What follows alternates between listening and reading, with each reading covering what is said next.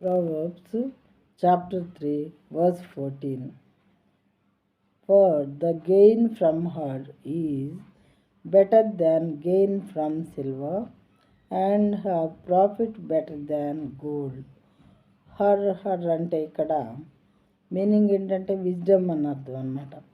Wisdom వలన వచ్చేటటువంటి మేలు. ఇక్కడ మనం తెలుగులో చూద్దాము. వెండి సంపాదించుట కంటే జ్ఞానము సంపాదించుట మేలు.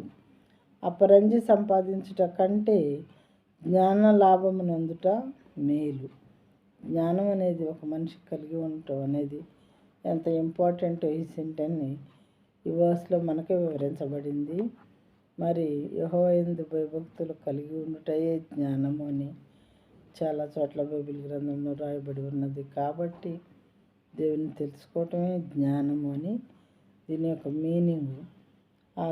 దాన్ని సంపాదించడం, జ్ఞానం సంపాదించడం అనేది అపరంజిని సంపాదించడం కన్నా లాభము.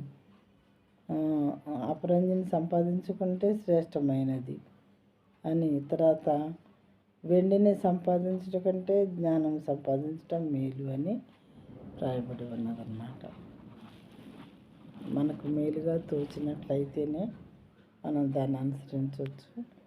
ఒకవేళ దాన్ని అనుసరించకపోతే వచ్చేటటువంటి పరిణామాలు కూడా మనమే వాటిని ఫేస్ చేయవలసి ఉంటుంది. కాబట్టి